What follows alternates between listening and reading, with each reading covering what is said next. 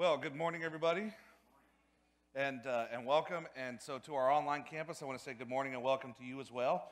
And it's been one of these. The last couple of weeks have been really challenging because we've been portable. But I will tell you is that the downtown theater has been so accommodating, and they've taken care of us. And so a couple announcements is. One, with some help from you guys, we can go back home this week. So I need some help from you guys. So we can go back to our home this week, and we should be able to do service out of there. But the big thing is that the downtown theater took great care of us. They made sure that we just had everything we needed. They helped troubleshoot. They did so much for us. It's been just a huge. And so when you're going out, if you see any of the people that don't look familiar, it's probably because they work here. And just say thank you and just how much we appreciated everything they've done. They've literally been kind of our lifesaver as far as just making sure that we were able to do everything that we do as a church and being able to continue as the way we go. And so we're very thankful for them being here. Last week, you guys, I asked each of you to start giving. And if you couldn't give, then give $1 towards being able to help somebody. And we wanted to help somebody locally. And so this last week, as we were driving, we had $104. That was how many we had here last week, 104. And we took that. You can bring it down just a little bit because I'm getting some of that reverb up here. And so we took that money, and as we were driving around, and we came across a family of 4 that was on the streets. They had 2 children on the street along with themselves, and so we gave that money to them, and we communicated with a few people. We got them off the streets for a couple days, and so just want to let you know is that's exactly, we told you that that money was going to go back into directly to somebody in need, and the kids are always pulling the heartstrings, and so that's exactly where that went. As for my announcement that I had to bring up is that I need some help today. If you guys could help, because we want to move back into our building, and some of the things that need to happen this week in order for us to get in there is we need to have some paint done, because they're putting in the ceilings in our children's area, and also they're doing carpeting, and so we've got to finish the painting. And so what we want is to be able to leave out of here today, go and, maybe you need to change your clothes because you got your whatever's going on, but we want to be able to go over and get some work done over there and just paint. So if you have an hour or two that's free after this, so about 1 o'clock, we'll feed you, we'll give you lunch, we'll do cheap pizza and soda is what we'll do. And come over and run a roller for us and be able to get some painting knocked out. And we promise we'd get you out of there, and if the more, it would be the faster we get it done. And so if we can get it done fairly fast, then they can get the ceilings done tomorrow, and they can get the carpet put in and make it to where we have everything else happening.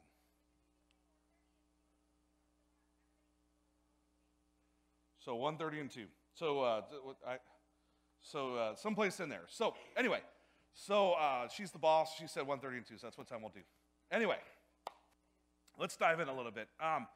Last week we started talking about being different, and because as a church, different church, we know that we're a little different. We do things a little different. Sometimes and right now we're living in the cloud, and so that's kind of like the backdrop of this series. But we want to do things differently, and so sometimes. I ask these things. Do you want to be financially average? Is that what we look at? Do we go, we want to be financially average?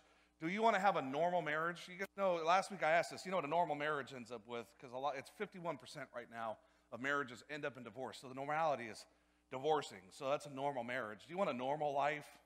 Or do you want better than normal? Because that's what we look at a lot of times. I want better than normal. I don't want just normal. And last week I gave you a statement that said, if you want what normal people have, do what normal people do. It's just, if you want what normal people have, do what normal people do. If you want what few people have, do what few people do. Just think about this.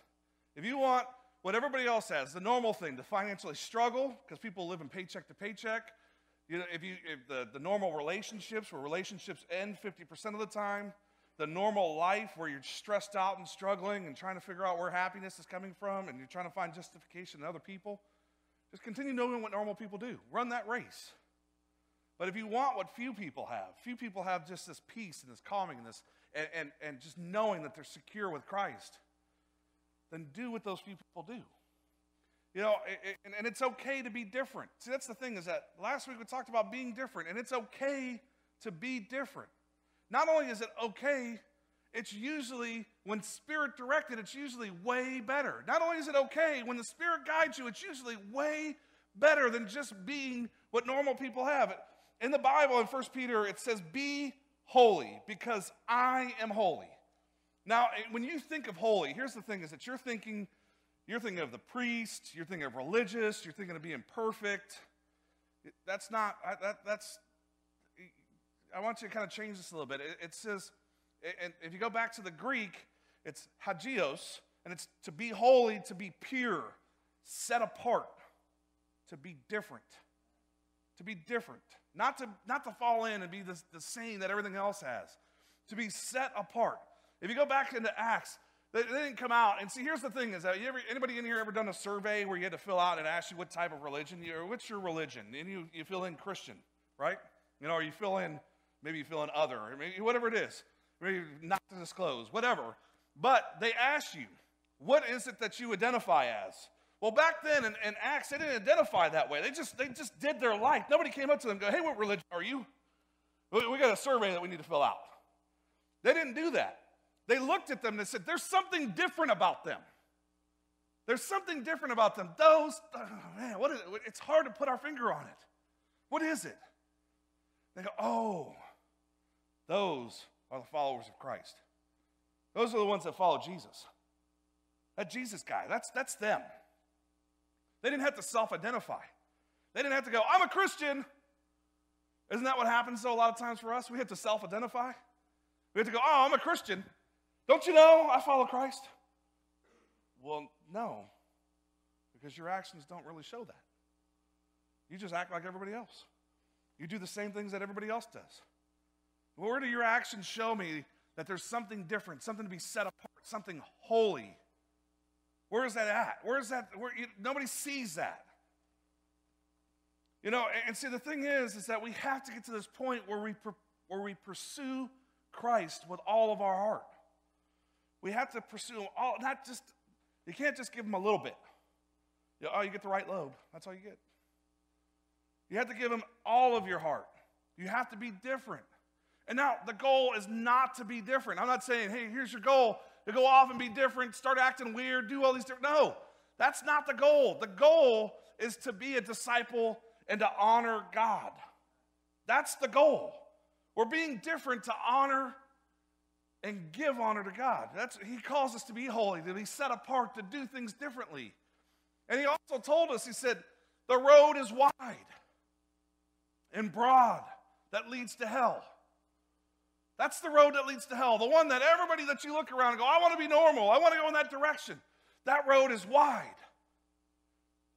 But the path is what he calls it, is narrow and hard and difficult for those that are going to heaven. So you start looking and go, how difficult is my life? How hard is it? What's going on? Does it just look like everybody else is? Am I doing the same thing else that everybody else is doing? Am I financially struggling? Am I trying to keep up with the Joneses? For lack of, I don't think we have any Joneses here right now, but am I trying to keep up there? Am I trying to do these things? Because that's what happens a lot of times, is that we get caught up going, well, I don't have what they have. Yesterday, a perfect example, I was going out and doing a wedding, and we were driving out Pleasance Valley Road. Anybody ever driven out Pleasance Valley Road at all? And you start driving along, and and every once in a while, so you start driving on, and then boom, beautiful house. And you go, a little bit longer, and you pass by some older ranch homes, and then boom, another beautiful one. You go, man, I would love to live there. That's just showing that envy. Isn't that what hurts us so much, is that we look at things and we go, I want that.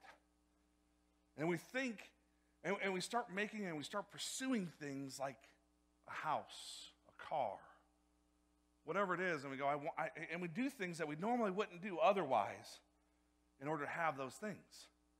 You compromise your values. You go, well, I'd really like to be able to help others. I'd really like to be able to reach out and give back. I'd really like to be able to pursue and do what God has asked me to do, but I can't do it because I got to have this.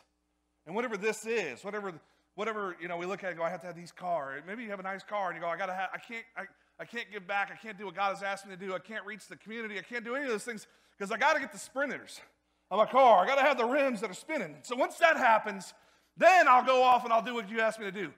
And then so God goes, oh, well, I'll give you the spinners, right? I'll give you the rims. I don't even know if anybody even wants those anymore. But that's how far out of the times I am, maybe. They spin in, and so, But once you get those, and then God goes, okay, I help with that. Now, and then you go, oh, no, wait a minute, I got to have the beat in my car now, or I got to have this stereo, or I got to have this TV. God, if you just give me this.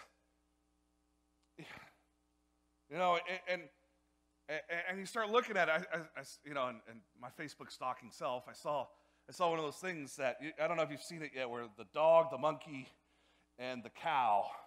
Have you seen this, guys? So, God creates man, and he goes, I want you to have 20 years to be able to laugh and play and just go out and have all this excitement. And the man sits there and goes, okay, let me ponder that. Let me think about it. And he creates the dog, and he goes, I'm going to give you 20 years to be loyal and to just take care of, you know, I just want you to be having friends and doing things. And the dog goes, 20 years, that's a long time. How about I take 10? And the guy, I'll just give you 10 back, and you can do something else with that. And so he gives 10 back. And then the monkey, and he tells somebody, creates the monkey, and he goes, I'm going to give you 20 years.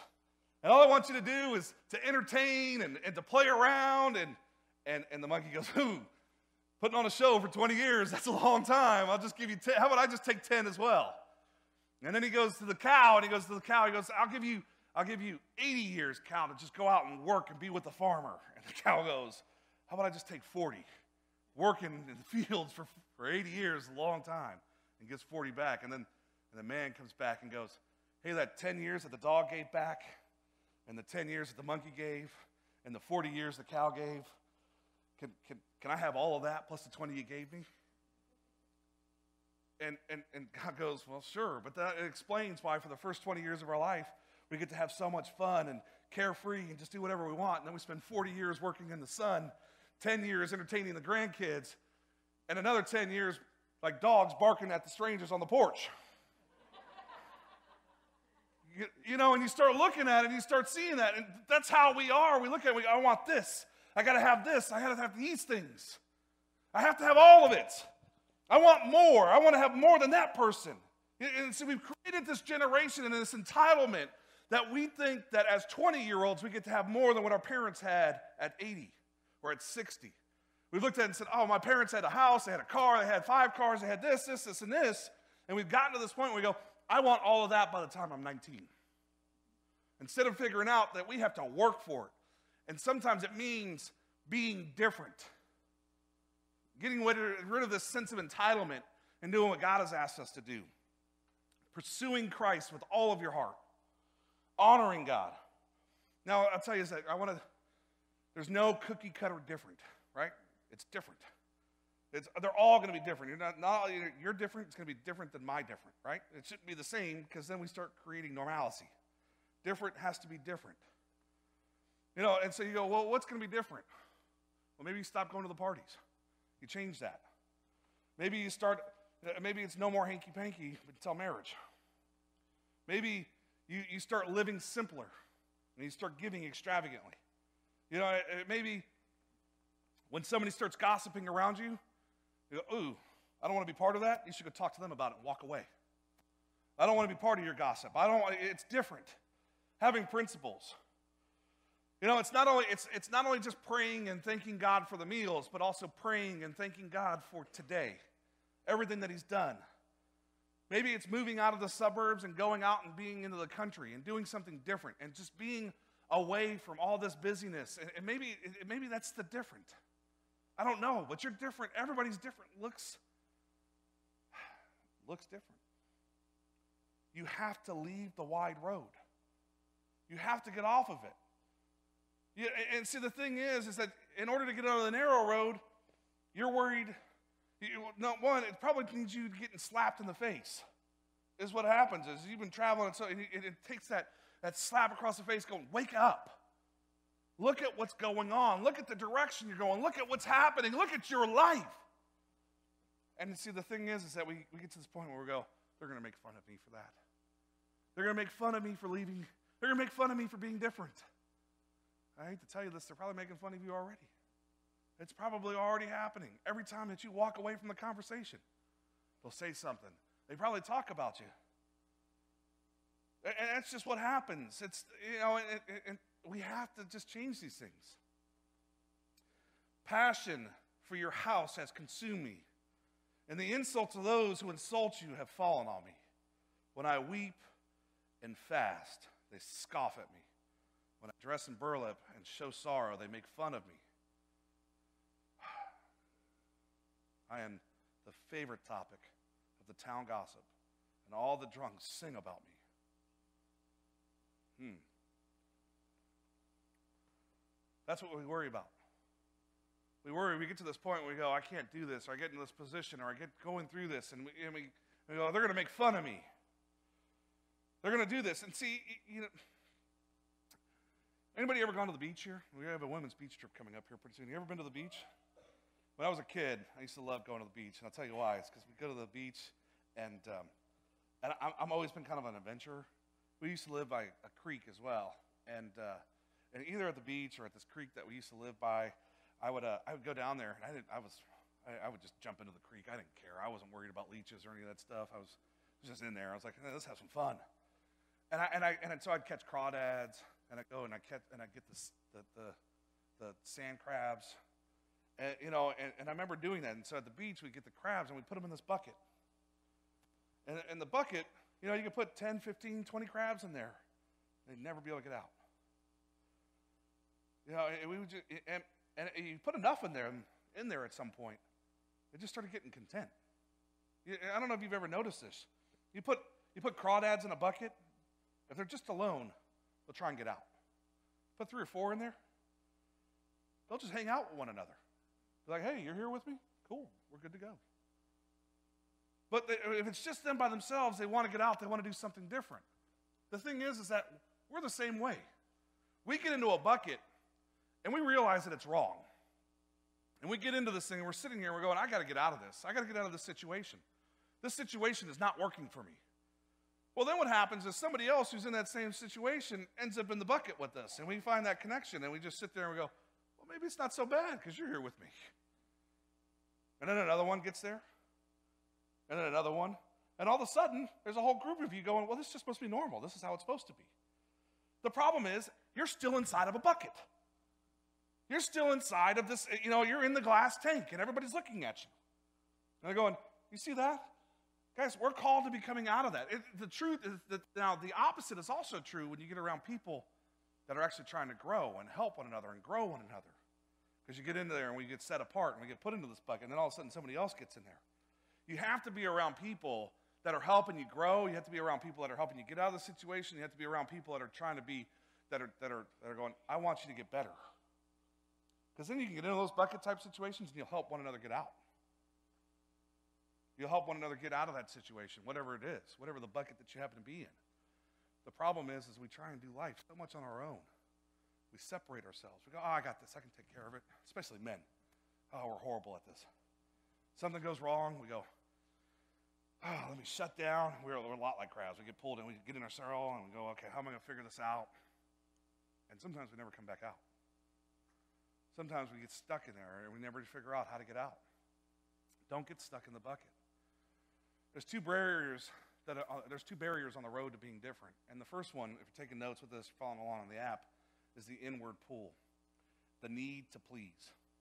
A lot of us were consumed with this need to please. What will people think of me? What will people think? What is this? Here's the question comes out. If we get rid of the television, you made the decision.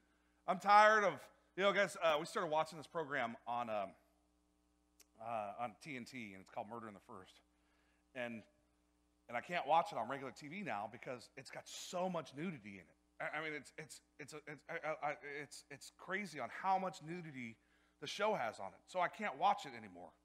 But the thing is, I've made that decision not to watch that, so I turn it off. And the problem that a lot of times we sit through that. And so maybe you've made this decision, I'm not going to watch those type of programs anymore. I'm not going to watch that. And you go, we're just going to get rid of TV. We're going to get rid of it. But then the question goes, well, maybe we won't, because what happens when somebody shows up to our house and goes, where's your TV at? Oh, we don't have a TV. What do you mean you don't have a TV? What will people think? Isn't that what holds us back sometimes? What will people think? Where's my TV at? Where's your TV? What do you mean you don't have a TV? What's wrong with you? Maybe you want to start a ministry to single moms. Maybe you want to start a ministry to to women who need shelter. Maybe you want to start a ministry just in general. People come to you, and you talk to them about it, and you go, what's wrong with you? Why would you want to do that? Why would you want to give to that? Why would you want to do those things? What will people think? It's this need to please others. It holds us back. It prevents us from doing what we're supposed to do. Maybe you want to minister to foster kids. What will people think of me? Maybe you're doing CASA. What will people think if I'm out spending time with a child that I don't know everything, but I'm trying to let him know that somebody loves him and wants him to grow, or wants them to grow? What will people think? It stops us from doing what God has asked us to do. Becoming obsessed with what other people think is the quickest way to forget God and forgetting to honor God. Becoming obsessed with what everybody else wants is the quickest way to forget God and what God thinks too. You know, just think about this. Is that it's the quickest way to change it. It's the quickest way to move away from it. In 1 Samuel 15, then Saul said to Samuel, I have sinned. I have violated the Lord's command and your instructions, and I was afraid of the people, and so I gave in to them. I was afraid of the people, so I gave in to them. Isn't that what happens a lot of times? We get called and we go do something that we didn't really want to do. We go, I'm going to hold my ground. Maybe it's, I'm not going to go out tonight. And some of you guys maybe had that. Maybe you've been on maybe you've been on the person to pursue you, or maybe you've been the one that's been, I'm going to stay home tonight. You go, I don't want to go out. I'm not going to go out with you. I'm just going to stay at home and I'm just going to relax. I'm just going to hang out. I'm not going to do it. Then your friend calls. Hey, let's go out. Like, nah, I've made this decision. No, come on, let's go out. And then, you know, anybody, they get on three-way and they call on somebody else. Hey, look, it's me and Tom. Let's go out. Let's go do this. And we go, no, I'm good. And then the next person comes in, and all of a sudden, we go, well, you're all going out. I might as well go out too. When you got to be at work the next morning at 6 a.m.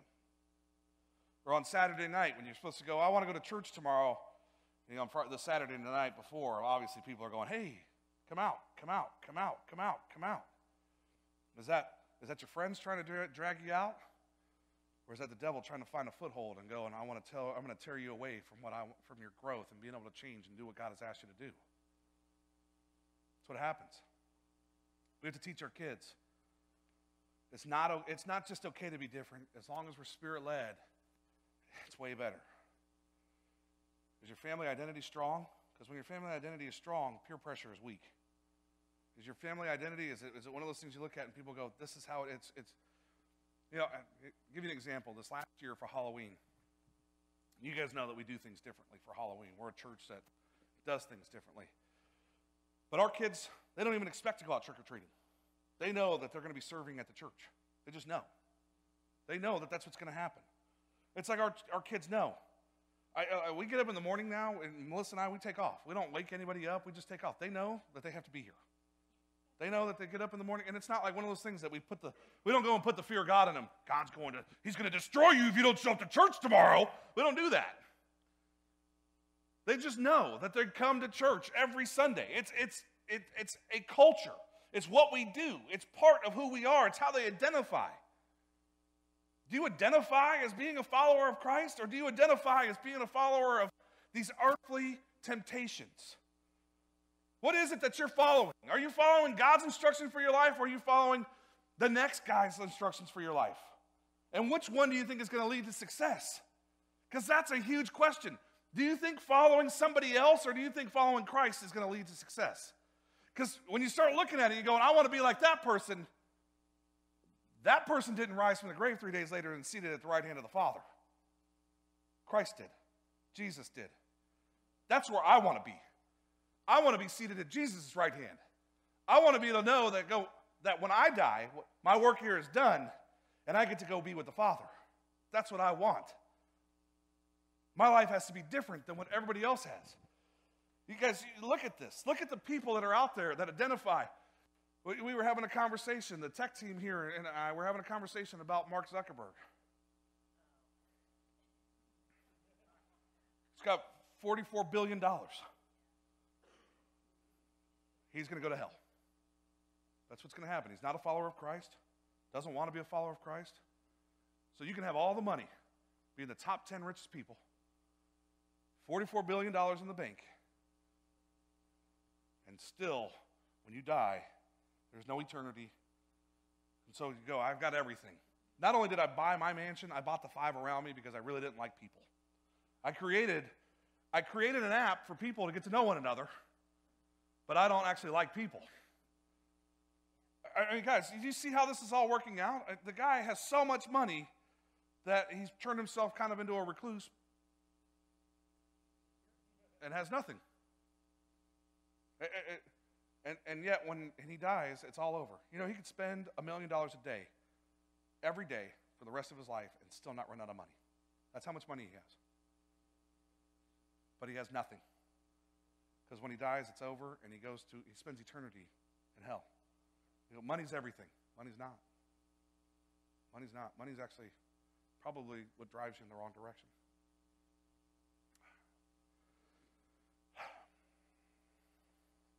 Maybe you're looking at things and I'm not going to put my values out there. You know, we follow, you know, and I remember being a kid. I have an older brother who's 10 years older than I am, and his friends used to come over all the time. And they'd always ask me, I'd be like 12, maybe 10, I don't know. They'd be like, Mike, you still a virgin? I'm 10 years old, man. I'm supposed to still be a virgin. But you see what happens is that the peer pressure comes in, and it starts at this, you know, so his friends are 22, and they would drive, you know, but the thing is that maybe there's somebody out there that is. And you start looking at it, and you know, and we get to this weird mindset, is that if you were to stand on your values and you go, I'm not doing that, and so guys are like, what's wrong with you? You're still a virgin? What's your problem? Is there something wrong with you? Are you gay? Isn't that the first thing that comes out? No, I have values. No. This is the direction that I decided to go. This is who I want to be. This is where I'm going. My daughter, 18 years old. She doesn't date. Not because we prohibit it. Because she recognizes what people are after. She stands back and goes, I have a different direction. I'm doing what God has asked me to do, and I'm going the direction I'm supposed to go. It's huge to know that when you raise your family the way God asked you. Now, don't get me wrong, we're not perfect.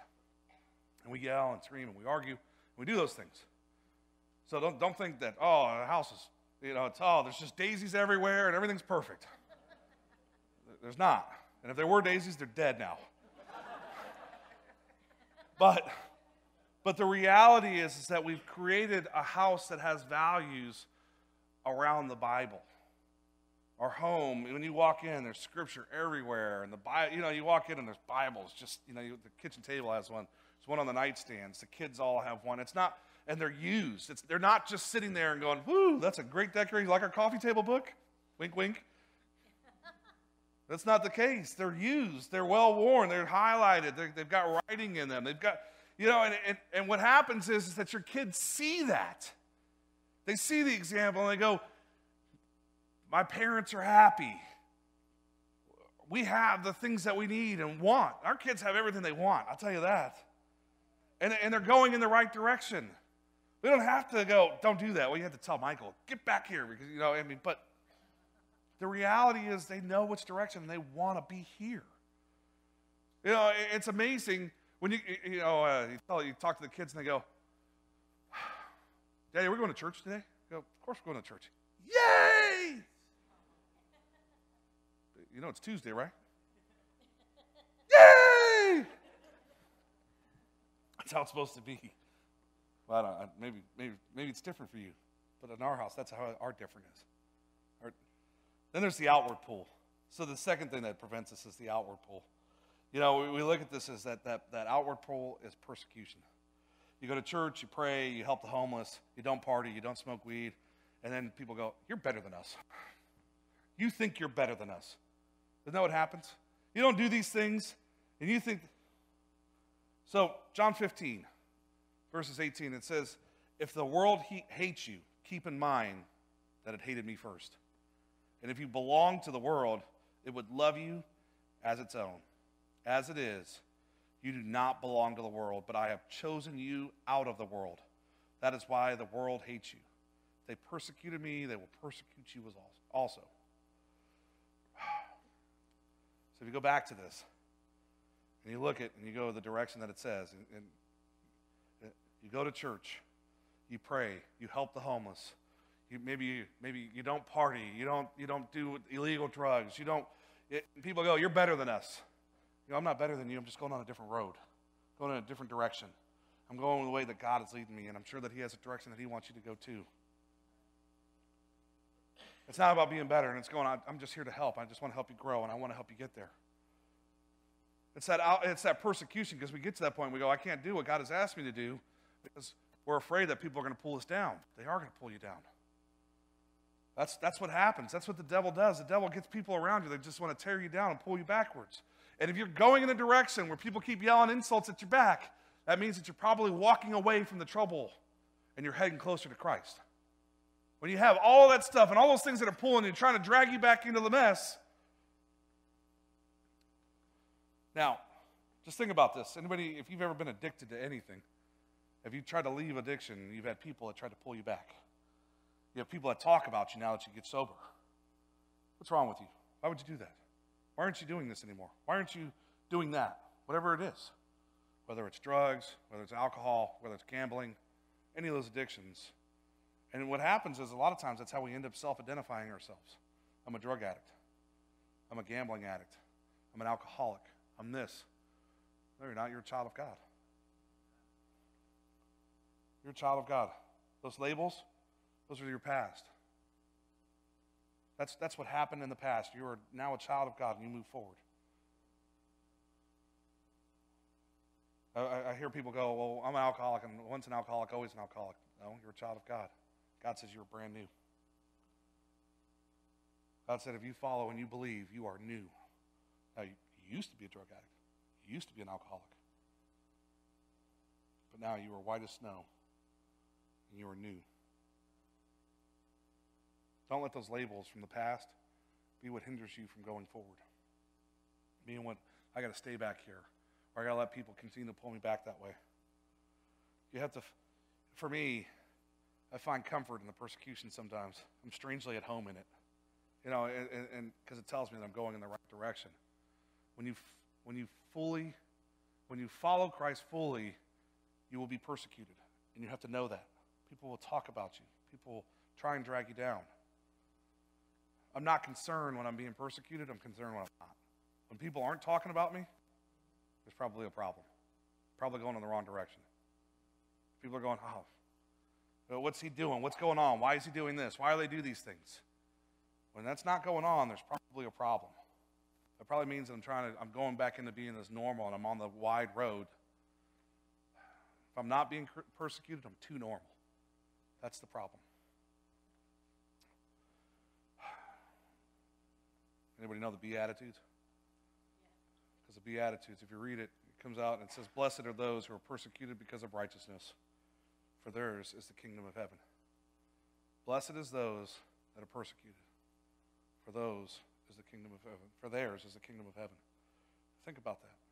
When people are talking about you, they're persecuting you, they're trying to drag you down, you're doing exactly what God has said that was going to happen, and you're going to inherit the kingdom of heaven.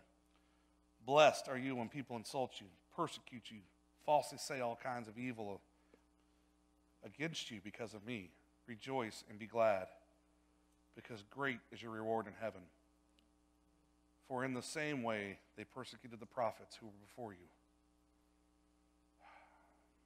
Now, I could have stopped in the middle of 12, right? I could have just put it to an end, verse 12 up here. But you start going through here. Think about all the prophets that were before you. And we're not just talking about the prophets. And let's go away from prophets. Think about the disciples that were before you. So remember, it was Jesus, 12 others. 12. You're here because of 12. You're here because of 12 that said, there's something different about them. Now, I want to tell you something else, is that when we started this church, there was 12. You're here because of 12.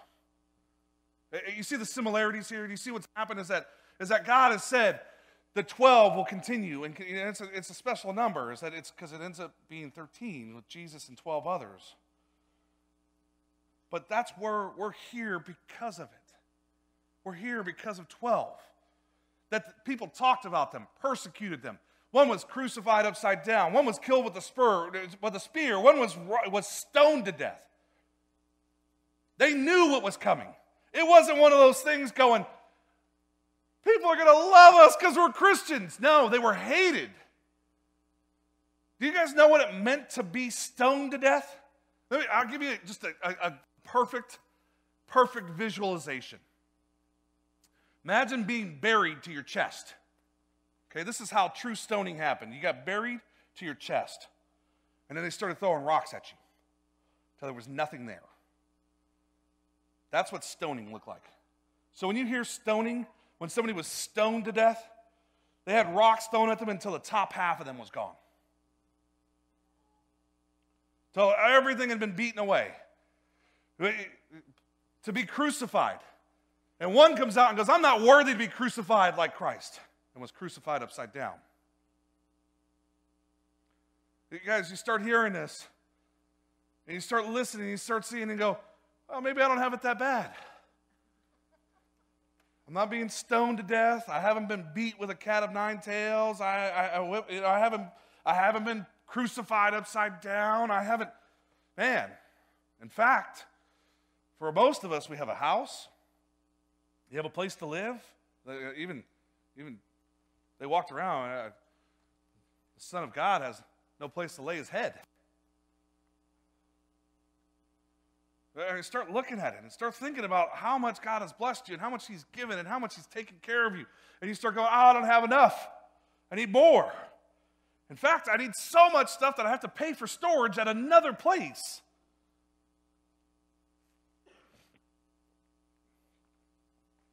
I'll give you a rule of thumb when it comes to stuff. If you haven't used it in 6 months, give it to somebody who can use it. It's a pretty good rule of thumb. If you haven't touched it in 6 months, go ahead and clean it out and give it to somebody who can use it. Because you don't need it. It's just simple as that. Now, I'm going to tell you something is that, and it's going to be a little tough for some of you because you're people pleasers. But I want you to know you can't please everyone, but you can please God. You can't please everyone, but you can please God. And I know that some of you are going, what do you mean? I got to take care of so-and-so and this person and that person. No. 1 Thessalonians, for we speak as messengers approved by God to be entrusted with the good news, and our purpose is to please God, not people. Who are you trying to please? Who are you after? What are you after? What are you trying to accomplish? When it's all said and done, when you're laying there and you're going, my life is over, what is it that you want? Are you going to be looking at the house that you have? Are you going to be looking at the car that you drove? Are you going to be looking at the relationships? How's your relationship with God? How's your relationship with the people around you, your children, your spouse, your friends? Those that are around you.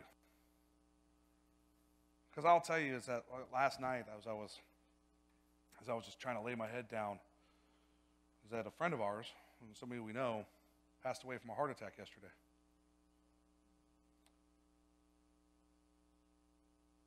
He was 54 years old. He had no idea. He was out living life. But I'll tell you guys, and I wouldn't say that. I look at it and I know that Sean was a follower of God, but he always do things to help and always want to be with people and always want to try and help others and be part of different ways of raising funds to help other people in need. And I can tell you, yesterday in the afternoon, he didn't think it was over. Guys, it's but a breath, and it can be taken away at any time. Life is just but a breath. Boom, it can be over.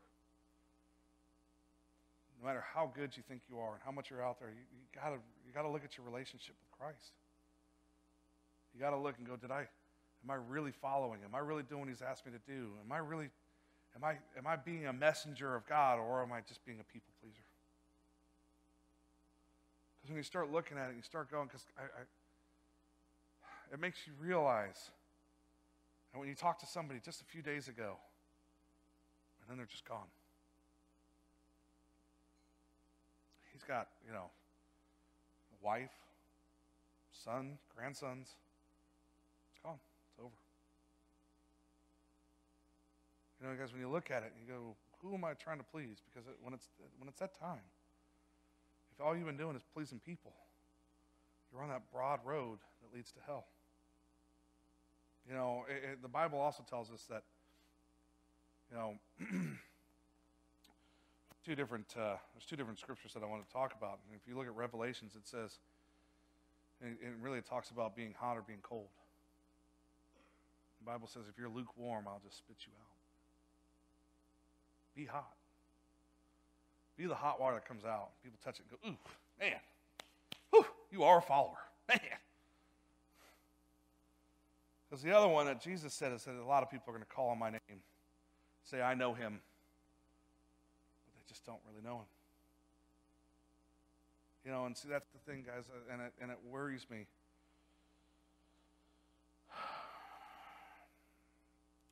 It says, fear of man will prove to be a snare, but whoever trusts in the Lord is kept safe. I want you to think about this, is that, have you been calling and say, I know you, God, I know you, Christ, I know you, Jesus, I know you, but do you really know? Do you really know him? Do you really know that you're going in the direction that leads to eternity with God? To be in heaven, to be at the right hand of the Father and the Son, to be there? Or are you going in this other direction where you're like, man, I love this, the partying, and I love being on this road, and I like this normalcy that we consider life. Guys, that's my fear, is that we've been going, I know, and I've raised my hands, but the problem is we haven't really known.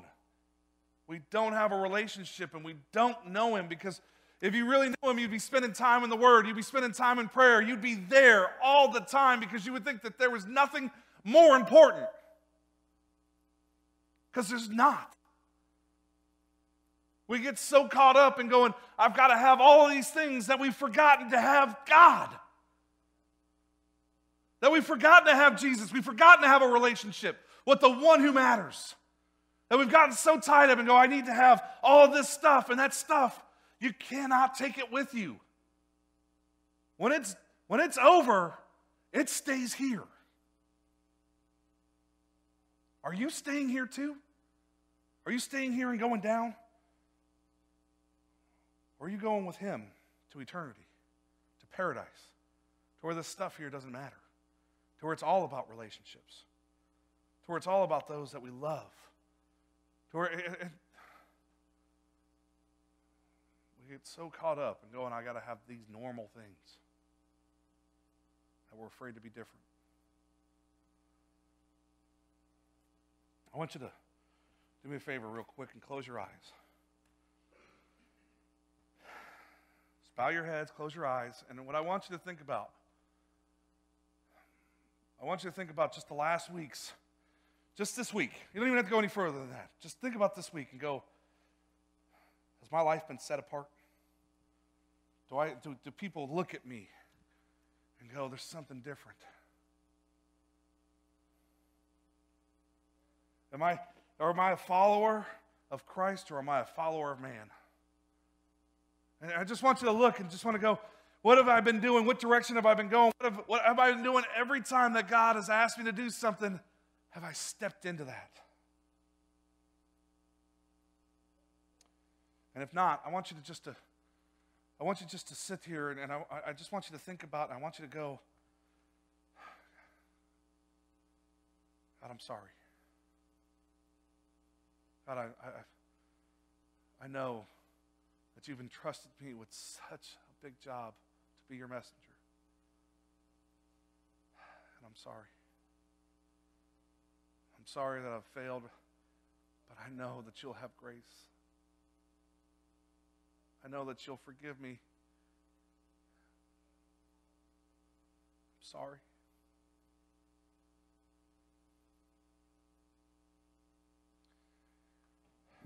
Just keep your eyes closed and your head's bowed, and just say, Father, I'm ready to start stepping out and doing what you've asked me, to be set apart, to be different. Father, I'm ready to do life with you and for you. Because my way has just led to frustration, where your way leads to peace, love, and healthy, loving relationships, forgiveness, peace, understanding. I want, when we want that. Father, we don't want to be lukewarm. We want to be on fire for you. We want to have that passion that drives others to you. To where people look and go, I want just some of that.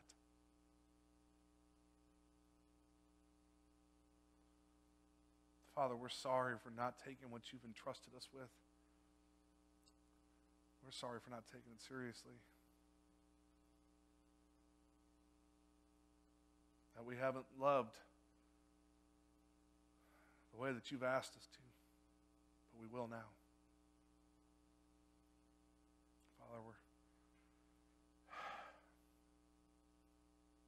so thankful for grace and second chances and forgiveness.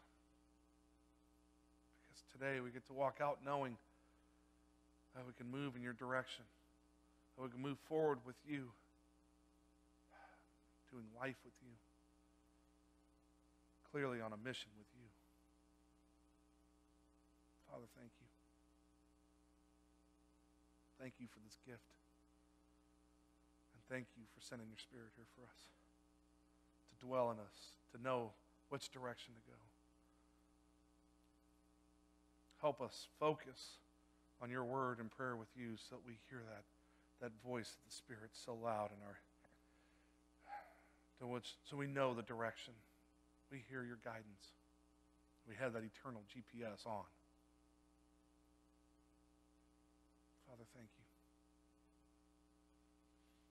It's in your Son, Jesus' name, that we pray. Amen.